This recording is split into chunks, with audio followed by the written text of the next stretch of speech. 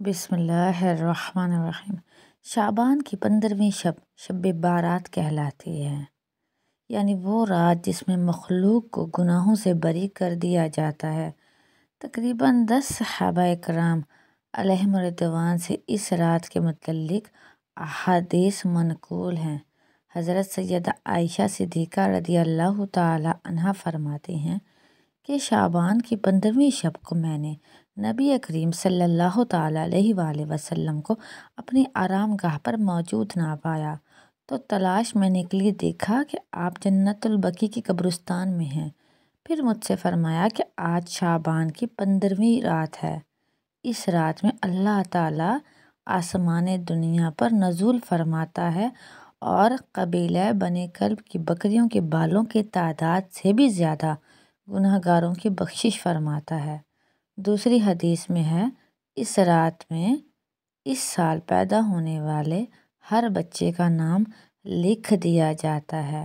اس رات میں اس سال مرنے والے ہر آدمی کا نام لکھ لیا جاتا ہے۔ اس رات میں تمہارے اعمال اٹھائے جاتے ہیں اور تمہارا رزق اتارا جاتا ہے۔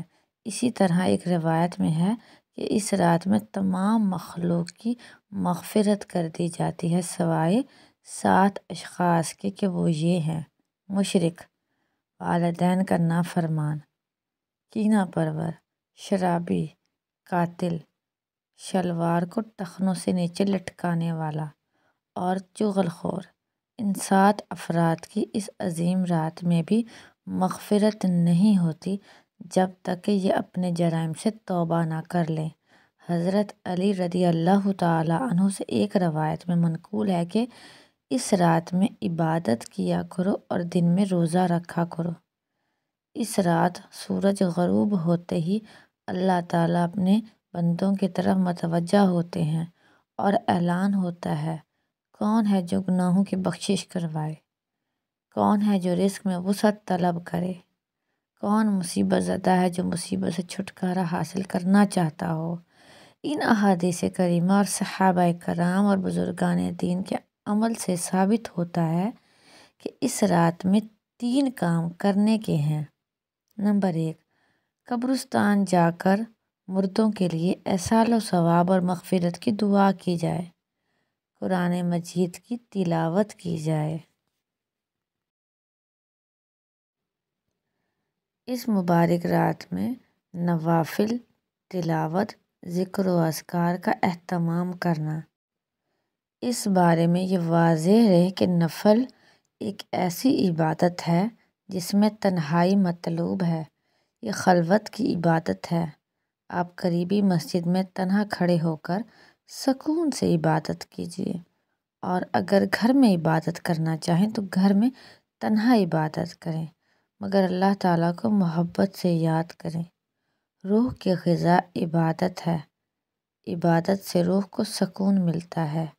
یہ فضیلت والی راتیں شور و غل اور میلے اجتماع منعقد کرنے کی راتیں نہیں ہیں، بلکہ گوشہ تنہائی میں بیٹھ کر اللہ تعالیٰ سے تعلقات استوار کرنے کے قیمتی لمحات ہیں۔ ان کو ضائع ہونے سے بچائیں۔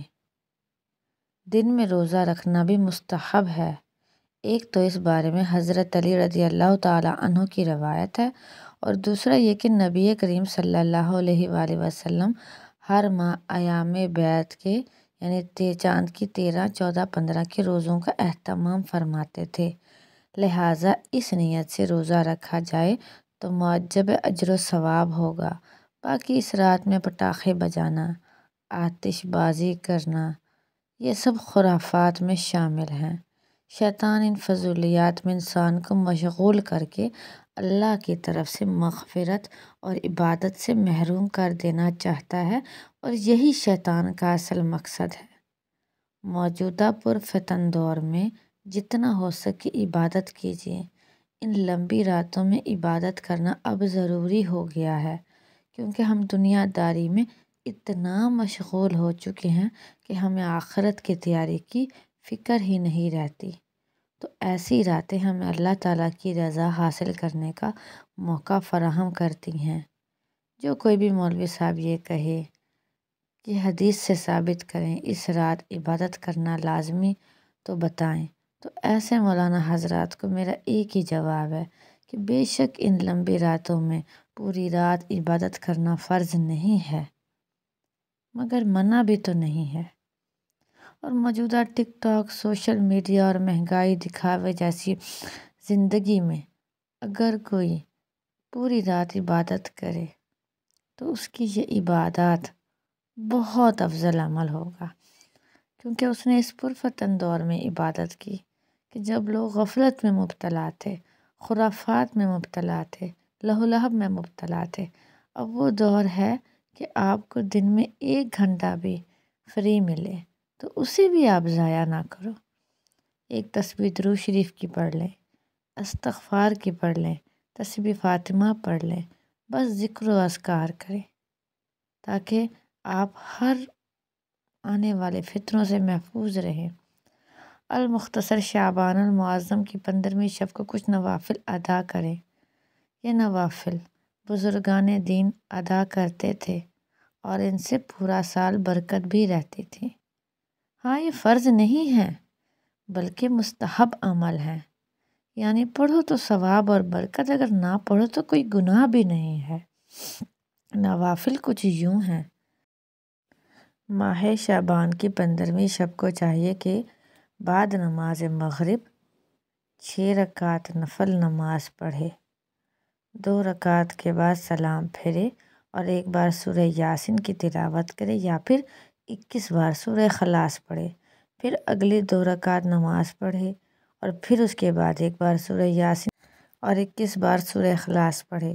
پہلے 2 نفل پڑھنے سے پہلے عمر میں خیر و برکت کی نیت کرے، دوسرے 2 نفل پڑھتے ہوئے آفت و بلیات مصیبتوں سے محفوظ رہنے کی نیت کرے، تیسرے 2 نفل پڑھتے ہوئے مخلوق کا محتاج نہ ہونے کی نیت کرے۔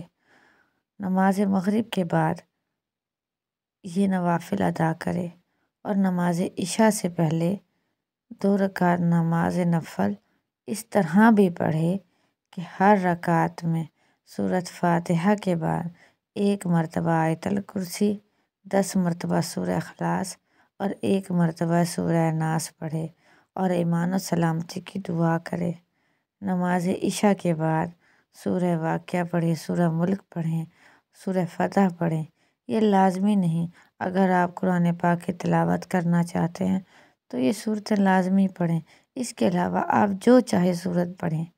آپ قرآن پاک کی تلاوت لازمی کریں تاکہ پورا سال برکت ہو اور ہماری روح کو سکون عطا ہو، اللہ کی رضا عطا ہو۔ اللہ تعالی ہم سب کی بخشش و مغفرت فرمائے، آمین۔